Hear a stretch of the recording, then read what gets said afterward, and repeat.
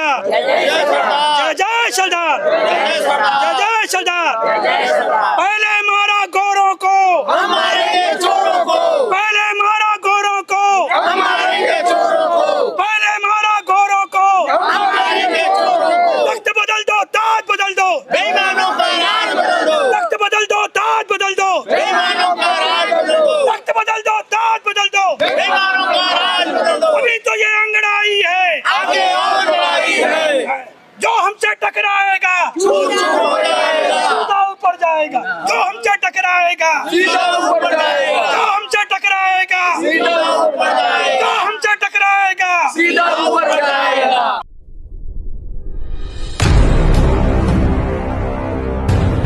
पटेल जी के साथ आज़ादी से अब तक की जितनी भी सरकारें रही हैं, अन्याय पर अन्याय किया है। हम 2014 से 2022 तक लगभग 2 दर्जन पत्र आदरणीय प्रधानमंत्री मोदी जी को लिख चुके हैं, अलग अलग अन्यायों को अलग अलग रूप में बताते रहे। प्रधानमंत्री मोदी जी ने 20 के लगभग हमको जवाब भी दिए, लेकिन किसी भी मुद्दे पर उन्होंने अब तक कार्य नहीं पूरा किया है। तो हमारी नज़र में जो जैसे नागनाथ कांग्रेस थी, वैसी भाजपा है, क्योंकि इनको जो देश के लिए करना था, सरदार पटेल का नाम तो लेते हैं लेकिन सरदार पटेल को मानते हैं, सरदार पटेल की नहीं मानते हैं।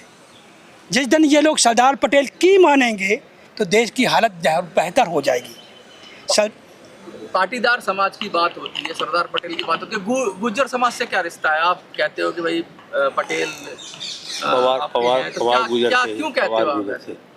नहीं, देखिए पंजाब से ऐसा है, पूरे देश में अलग अलग टाइटल बहुत लोग लिखते हैं, खून एक है, खून एक है। सब गुर्जर हैं, गुर्जर हैं, पटेल हैं, पाटीदार हैं, कुनबी हैं, कुर्मी हैं, मराठा है, रेड्डी है, लेवा है, कड़ुआ है, ऐसे तरह के अवधिया हैं। इस तरह करके पूरे देश भर में मंडल है, ऐसे करके पूरे देश भर में लोग फैले हुए हैं। गुर्जर समाज इतना व्यापक रूप से फैला हुआ, अलग अलग 70% आबादी पूरी देश। क्यों आपकी अल हिंद पार्टी सरकार नहीं बना पा रही है? नहीं, हम जातिगत काम नहीं कर रहे हैं, अच्छा, हम मुद्देगत काम कर रहे हैं। जिन जिन अन्यायों को अब तक की सरकारों ने नजरअंदाज किया है, उन मुद्दों को लोगों को समझा रहे हैं कि आज़ादी के बाद ये उनके हक और हकूक़ हैं। और जब तक ये लोग तो अज्ञानी हैं, अनपढ़ हैं, उनको तो इन लोगों ने झूठ बोल करके अब तक गुमराह किया है। लोगों को अपने अधिकार नहीं पता है। संविधान की तो बात करते हैं, कौन पार्टी कौन नेता उनके अधिकार की बात करता है? बताइए, कोई नहीं करता। जब अधिकार नहीं जानते तो उनके अधिकारों को कौन देगा? हमारी ही पार्टी है, 3000 पार्टियों में से अल हिंद पार्टी है जो आपके अधिकारों की बात करती है। लगातार पेंशन की बात उठा रहे हैं, आपके जो आपकी पेंशन पार्टी उसको पूरा करेगी। जी, सरदार पटेल जी के जो सपने थे, सरदार पटेल जी ने आज़ादी के बाद 2.5 करोड़ बागी ब्रिटिश विद्रोही जो अंग्रेजों के खिलाफ थे, जर जोरू जमीन रुपया पैसा सोना चांदी हीरे जवाहरात औरतें तक लुटवाने वाले, 81 सालों तक नोटिफाइड क्रिमिनल ट्राइब एक्ट झेलने वाली कौमों को अंग्रेजों की जेलों से निकाला। सरदार पटेल जी ने जब देखा कि इनके पास ना तो छप्पर है, ना मड़ैया है, भूमिहीन है, अनपढ़ है, कोई नौकरी नहीं है, कोई दुकान नहीं है, तो उन्होंने उसके लिए पहले बापा ठक्कर आयोग बनाया। कहा कि 1857 से 1947 90 सालों तक इन लोगों ने अपना सब कुछ देश की आज़ादी के लिए गंवा दिया। अगर एक पीढ़ी को हम पेंशन मान सम्मान देते हैं तो ये अगर कल दिन कोई मर जाएगा तो हरिया नहीं पाएंगे, इसलिए हम 3 पीढ़ी को पेंशन मान सम्मान देते हैं। पेंशन मिलेगी कैसे? क्योंकि सभी तो देश के कहते हैं ना स्वतंत्रता सेनानियों की संतानें हैं, तो क्या तरीका लगाया जाए? नहीं, आपको सब गलत कहते हैं। ये स्वतंत्रता सेना देखो, 1857 में 2 प्रकार के लोग थे, एक मुखबरी और जासूसी करने वाले लोग। तो जिन्होंने मुखबरी और जासूसी करी यानी ये गद्दारी की, तो जितनी बड़ी गद्दारी की उतना बड़ा उन्हें इनाम और आरक्षण मिला। इनाम क्या मिला? जमींदार, जागीरदार, राय साहब, राजा साहब, लाड साहब, नवाब, खान साहब, खान बहादुर, राय बहादुर, नंबरदार, पट्टीदार, दीवान, कुंवर साहब, बड़ी बड़ी नौकरियां, जैसी उपाधियां, ये उनके लिए नहीं है, वो स्वतंत्रता सेनानी नहीं है। कहते हैं गद्दारे कदरे मुल्क के दरबान बन गए और जितने नमक हराम थे सुल्तान बन गए। आज जितने कुर्सियों पे संसद विधानसभा में बैठे सबके सब नमक हराम है, क्योंकि आपके बलिदानों की बात कोई नहीं करता। कौन असेंबली पार्लियामेंट में उठाता है? किसने हमारे बाप दादाओं के नामों को अंकित किया है? किसने कहाँ स्मारक बनाया है? किसने हमारा मान सम्मान दिया है? कौन हमारे अधिकारों की बात करता है?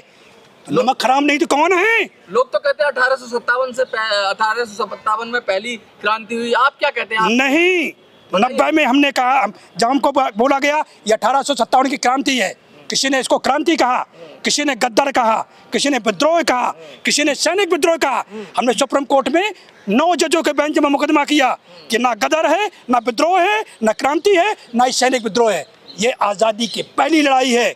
और 16 नवंबर 1992 को 9 जजों के बेंच में कहा गया कि ये आज़ादी की पहली लड़ाई है और आज ये प्रथम स्वतंत्रता संग्राम माना गया। और 13 अप्रैल 2010 को केंद्र सरकार ने आप लोगों का पेंशन भी स्वीकार कर लिया है। और 4 मई 2022 से केंद्र सरकार सूची भी बना रही है आपको स्वतंत्रता संग्राम सेनानियों की। नरेंद्र मोदी जी ने सुप्रीम कोर्ट में हलफनामा दिया है कि नई पार्लियामेंट बन जाएगी, साउथ ब्लॉक नॉर्थ ब्लॉक की जगह दफ्तर वहाँ जाएगा और आपके पूर्वजों के लिए वहाँ हम युद्ध स्मारक बनाएंगे। राजघाट में अपने आज उसे कैसे स्वीकार कर, उससे कैसे साकार करेंगे? लोहिया जी का जो सपना है, लोहिया जी ने ही सरदार पटेल जी के बात को पकड़ा। 1956 में संसोपा बनाई संयुक्त सोशलिस्ट पार्टी और नारा दिया।